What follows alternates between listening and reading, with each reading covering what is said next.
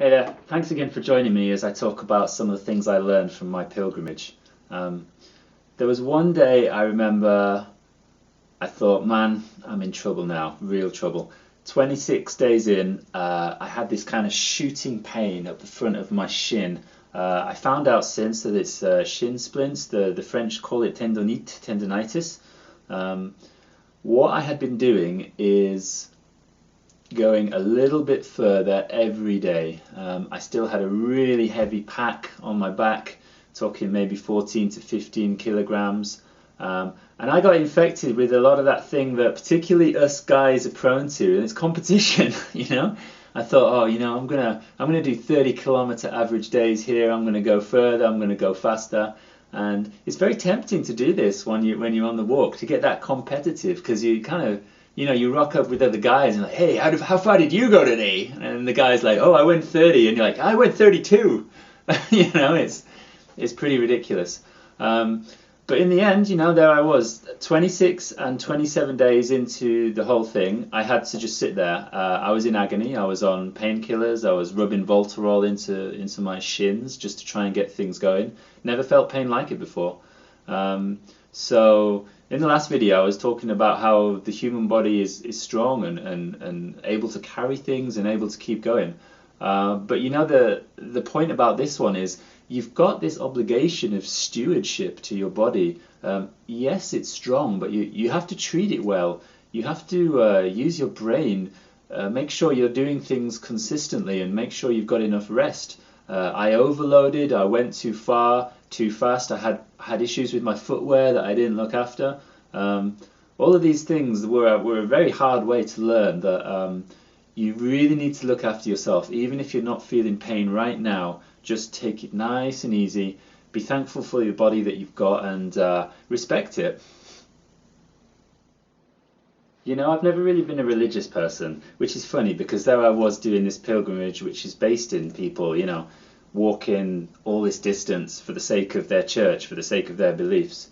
In fact, I got to admit, deep down, although I'm very respectful to people, whatever they may believe, there's always been a little kind of contemptuous voice inside me when I think about religion, because I don't really go for it. But I'd like to tell you about one thing that happened to me when I was in the cathedral at Le Puy. This is even before I'd started the walk. I was having a look around at the beautiful, beautiful, incredible cathedral they've got there. You've got to go and have a look before you start the walk, if you do manage to do it. And just near the altar, which is pretty amazing, this group of old ladies came in. I say old, maybe 50s, 60s, 70s they were. And I guess it was a nun who was leading the group, said to them in French. My French isn't great, but I understood enough of it. Shall we sing together? And these old ladies, they sat down right there in the pew in front of the altar, and they sang the most incredible song I've ever heard. Religious devotional, I guess you'd call it. I sat down. I couldn't help it. I just kind of melted into the atmosphere right there. And I realized something about religion that I'd missed right in that moment. And for me, it's not the belief in a God, or a belief in this or a belief in that. It's that people, the beauty of faith, it's the people when they want to express themselves, when they have that faith and that feeling and they want to come together and be with each other and express something beautiful. That was a big realization for me, that maybe that's what religion is about. It's about the feeling, about the power, that there's something bigger than you. As I say, that just slightly changed my perspective. I did meet quite a few religious people on the walk itself, and I was always a little bit different with them. As I say, I'm always respectful with people on the outside of things. But just that thing, you got to respect people's religion. People use it as a way to get through life, as a way of expressing themselves, as a way of saying thank you for the beauty, and I think that's wonderful. Some days on the walk, I'd start out, I'd be in the most beautiful countryside, walking along, and suddenly some kind of dark idea would come into my head. Maybe I'd be going over some kind of fear, or some kind of mountain in the future that I've got to climb. My stress about how old I am, where I am in life, I don't yet have a house, should I be married, all these things. And you start churning these things over and over in your head, and you think, okay, maybe that's all right. Maybe after an hour or so it'd pass. But, there were days when I spent like the whole bloody walk just going over these things again and again. And then you arrive in the hostel and someone says, hey man, how was your day? And you'd be like, damn, I guess it was pretty good, but the whole day I was in here, going over all these dark things and these fears and these things that I'm worried about. You're like, oh my God, I just wasted a whole day. But the point I want to make now is like, I think that stuff is normal, It did kind of shock me some days when I got to the hostel and I realized my mind had been in that place for the whole day, just going over stuff like that. But I think for our brains, for us to be healthy, I think that's normal. That you just got to accept that sometimes your mind can go into these dark places. But the crucial thing is, you can also get some good answers from that stuff, because you're going to get signals from different parts of your brain, from different parts of your body regarding these things that happened or that might happen or could happen. So I think often it's a good idea just to say, okay, that was just, normal, but look for those answers as well. It can get you into some dark places. Again, this is the meditational aspect of the walk. It's normal. I think you've got to embrace it and it's all okay.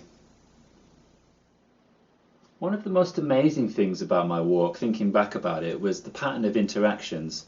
I had about 5 weeks on the trail from Le Puy to Pamplona, and just people were nice to each other, to me, to themselves, to others, for 5 weeks, I don't think I've ever been in a period of my life where you didn't see anything, just people were so good. There's some kind of spirit. Which is why the only one instance where there was some argument, there was some discord, it really sticks in my mind. There was a couple of guys in this hostel. There was a guy who came in late, and the person, in France, someone comes and you pay them in the evening. This guy arrived afterwards, and there was a bit of an argument between a French guy and a Swiss guy about whether this guy should call her up and pay, and people's noses got put out of joint, and there was a whole kind of thing in the hostel, and it was really uncomfortable.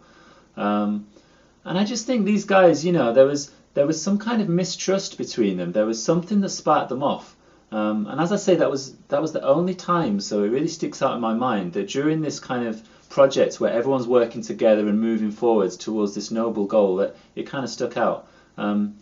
So, I mean, what do I take from that? I think I'd like to kind of reverse it and say that the reason that things were so great for 99% of the time is that people were very good with each other. So how people are with you is just a reflection of how you are with them. It's a choice. People say, oh, I don't like the people from such and such place. Well, be nice to them and they're going to be nice to you back. That's just a simple thing. We're all human beings. Be nice to one another.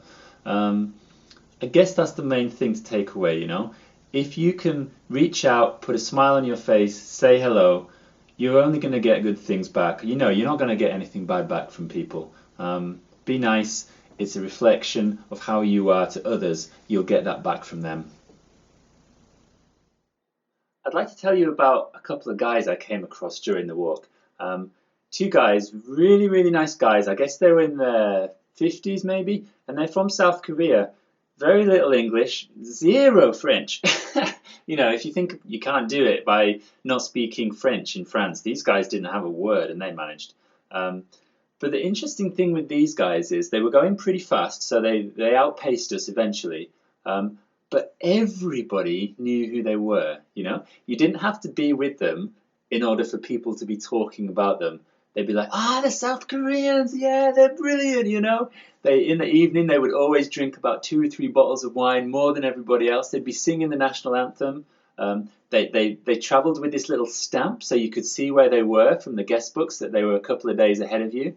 Super friendly, super nice guys, So the thing is, the reputation that they made, because of the way they treated people, it kind of preceded them. What you have on the Camino is you have this little moving community of people, and you speed up and you slow down, and gradually you get to know everybody. And the people that you don't know, they hear about you from others, So there'd be a couple of times where I'd like meet someone, a complete stranger on the trail, and he'd be like, "Hey, are you Tom?" And I'd be like, "Yeah, how do you know?"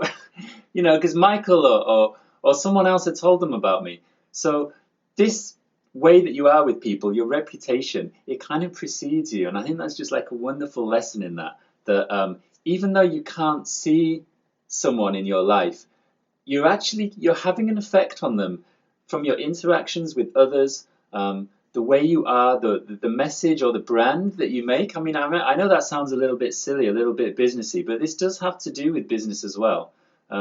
The way you are and the way you treat people and the way you conduct yourself, it goes ahead of you, And on the other side of that, if you're having a bad day and you treat someone badly, that will also go ahead of you as well. So my final idea from the whole walk really was just be nice to people, do good things, be friendly, and that will kind of help you as you move forward and meet these people. It's an amazing thing. Thanks for listening into some of my crazy ideas on the pilgrimage. It's amazing what you can do just going walking for a few weeks. I've written a ton of stuff on the website, which is indielifestyle.net. If you go to the site and go to the blog page, just right there in the sidebar, you'll see one of my favourite pictures. It's of a medieval cross and a picture of Estang in the background. If you click on that image, it has a link to all the stuff I've done, all the material that I've written about the pilgrimage. There's about 40 or 50 pages there. Everything you could hope to know about this kind of thing. Any questions, just contact me, and I really encourage you, even if it's just a day, go out for a long walk. It's just the best thing ever. So great to have you there. Hope to see you on the site, and for now, see ya.